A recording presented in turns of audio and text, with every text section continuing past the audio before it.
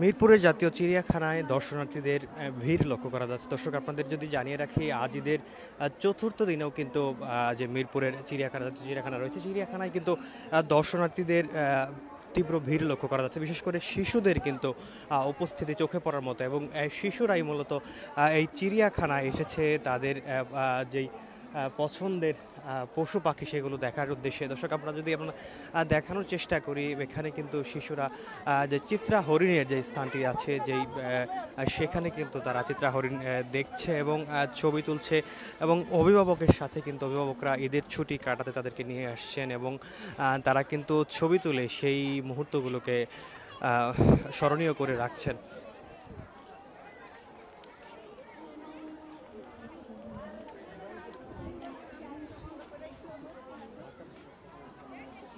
জি বলুন।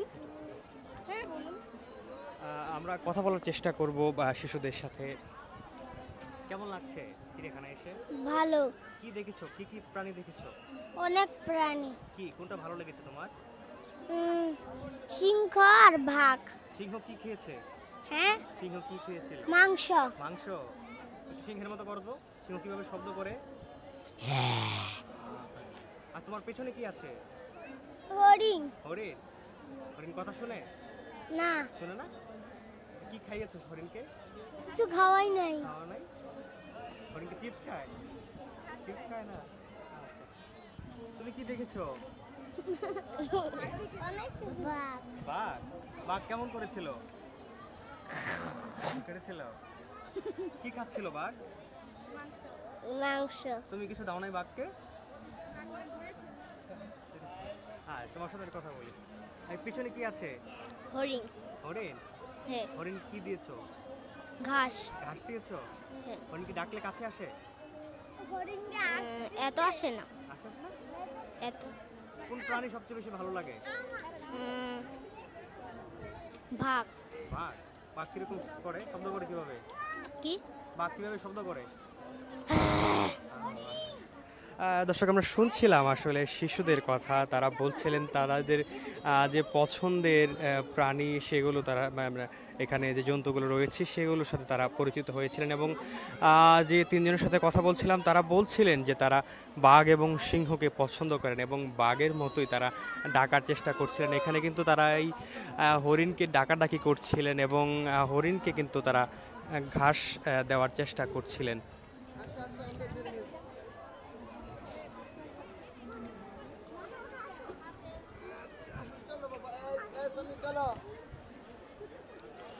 দর্শক, চিড়িয়াখানাকে ঘিরে কিন্তু শিশুদেরই উন্মাদনা বেশি, এবং শিশুরাই কিন্তু এই যে পশু পাখি রয়েছে এবং জন্তু রয়েছে সেগুলো কিন্তু তারা দেখার চেষ্টা করেন, এবং তারা কিন্তু তাদেরকে খাওয়ানোর চেষ্টা করেন। আমি কথা বলেছিলাম যে শিশুদের সাথে, তারা বলছিলেন যে তারা ঘাস দিয়েছেন শিশুদেরকে, এই হরিণদেরকে শিশুরা কিন্তু ঘাস দিয়েছিলেন, এবং হরিণ কিন্তু তারা ডাকছিলেন, এবং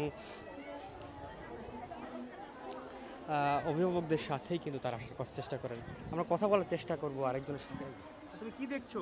হরিণ দেখছি, বলো। হরিণ হরিণ হরিণ। হরিণ? হরিণ কিভাবে ডাকে? একটু কথা বলি আপনার সাথে। শিশুকে নিয়ে এসেছেন এবং ঈদের ছুটি কাটাচ্ছেন, বাড়িতে যাননি কি? আমার দেশে বাড়ি এই যায় ঢাকায়। ঢাকাতে? হ্যাঁ, আমি যাচ্ছি বাচ্চা ফলান ছেলে মেয়ে নিয়ে এনে দেখানোর জন্য। অনেক ভালোই লাগছে, ছেলে অনেক ভালো লাগতেছে, অনেক খুশি হয়েছে। এই আমার 2 মেয়ে 1 ছেলে। কি পছন্দ করে ওরা? কোন প্রাণী ওরা সব প্রাণী সবচেয়ে হরিণ পছন্দ করে। পছন্দ করে? হ্যাঁ, হরিণ খুব ভালোবাসে ওরা। এই টিভিতে দেখে কিন্তু বাস্তবে দেখাতে পারে না, এই জন্য বাস্তবে দেখা। ছুটিতে নিয়ে এই যে, হ্যাঁ। আমরা কথা বলছিলাম আসলে একজন অভিভাবকের সাথে। তিনি বলছিলেন আসলে সময় না থাকার কারণে কিন্তু এই চিড়িয়াখানায় নিয়ে আসা হয় না, তবে ঈদের ছুটি থাকায় তাই তিনি কিন্তু শিশুদেরকে নিয়ে এসেছেন এই চিড়িয়াখানায়, এবং হরিণ দেখে দেখানোর চেষ্টা করে। আমরা কথা বলবো আরও একজন শিশুর সাথে। কোথায় এসছো তুমি? বলো বলো। চিড়িয়াখানায় কি প্রাণী দেখেছো? হরিণ দেখেছি। হরিণ দেখেছো? হরিণ কি খায়? গাছ খাই। ঘাস খায়? তুমি ঘাস দিয়েছো? না। ঘাস দাও নাই? না, আর কি দেখেছো? আর কি কি প্রাণী আছে? আর কিছু নেই। আর কিছু নাই? না। আচ্ছা। শিশুর সাথে কথা বলছিলাম। হ্যাঁ, সে যেমনটি বলছিল সে শুধু হরিণকে ঘাস খেতে দেখেছে, অন্য কোনো প্রাণী সে কিন্তু দেখেনি বলে শিশুটা কিন্তু জানিয়েছে। দর্শক, এই মুহূর্তে আমরা রয়েছি জাতীয় চিড়িয়াখানায় এবং এখানে কিন্তু সন্ধ্যা হয়ে আসছে এবং যার কারণে কিন্তু যে আসলে ঘর ফেরা মানুষ সে কিন্তু চলে যাচ্ছেন। বিশেষ করে শিশুরা, যারা অভিভাবকরা যারা শিশুদেরকে নিয়ে এসেছিলেন তারা কিন্তু ফিরে যাচ্ছেন।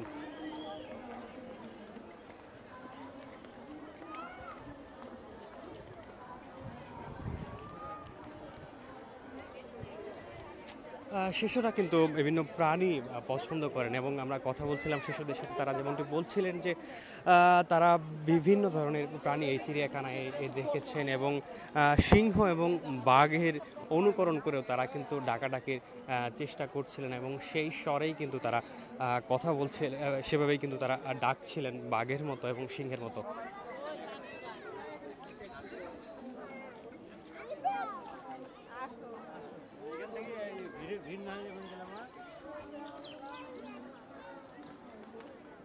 দর্শক, ঈদের চতুর্থ দিন আজকে এবং টানা যে ৯ দিনের ছুটি, সরকারি ছুটি রয়েছে, সেই ছুটির মাঝে কিন্তু আজকে চতুর্থ দিন এবং সেই ঈদের আজকে কিন্তু ৩ এপ্রিল এবং নির্বাহী আদেশে যেই ছুটিটি ঘোষণা করা হয়েছিল সেই ছুটিটি কিন্তু আজকে এবং আজকে এই নির্বাহী আদেশের কারণে কিন্তু সরকারি যে প্রতিষ্ঠানগুলো রয়েছে, শিক্ষা প্রতিষ্ঠান সহ আসলে সরকারি যে প্রতিষ্ঠান, আদালত এবং স্বায়ত্তশাসিত সকল প্রতিষ্ঠান রয়েছে সেগুলো কিন্তু আজকে বন্ধ হওয়ার কারণে টানা ৯ দিনের ছুটি পেয়েছেন ঈদ উদযাপন করা মানুষেরা এবং সেজন্যই কিন্তু আজকে আমরা রয়েছি এই মুহূর্তে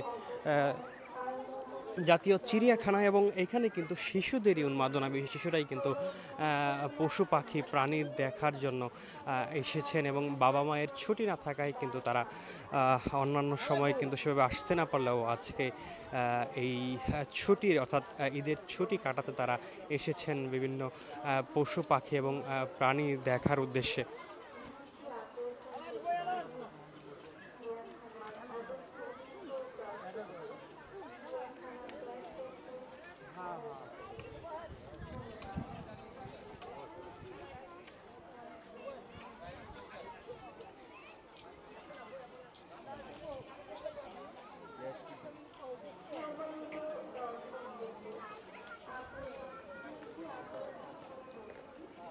এই মুহূর্তে কিন্তু সারাদিন অনেকেই এসেছেন এবং বিভিন্ন যে জন্তু, জানোয়ার, পশু পাখি কিন্তু তারা দেখে এই মুহূর্তে ফিরে যাচ্ছেন বাসার উদ্দেশ্যে।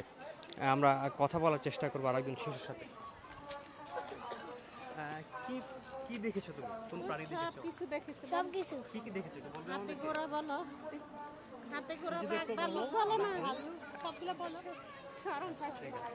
আমরা শুনছিলাম আসলে একজন শিশুর কাছে যে সে কি দেখেছে এবং সে কিন্তু বলছিল যে সে অনেক কিছু দেখেছে এবং যে বিষয়টি আসলে চিড়িয়াখানায় কিন্তু শিশুরাই এসেছেন এবং শিশুদের উন্মাদনাই কিন্তু এখানে বেশি এবং বাবা মা যারা রয়েছেন, এছাড়া অভিভাবকরা কিন্তু চিড়িয়াখানায় নিয়ে এসেছেন তাদেরকে এই ছুটি কাটানোর উদ্দেশ্যে, অর্থাৎ এই ছুটির সময়ে এই ঈদের ছুটি তাদেরকে চিড়িয়াখানাতে নিয়ে এসেছেন।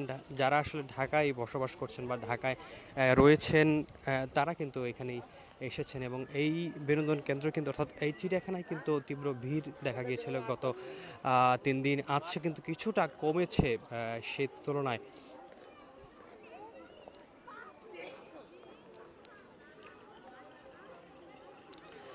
দর্শক, এই ছিল চিড়িয়াখানা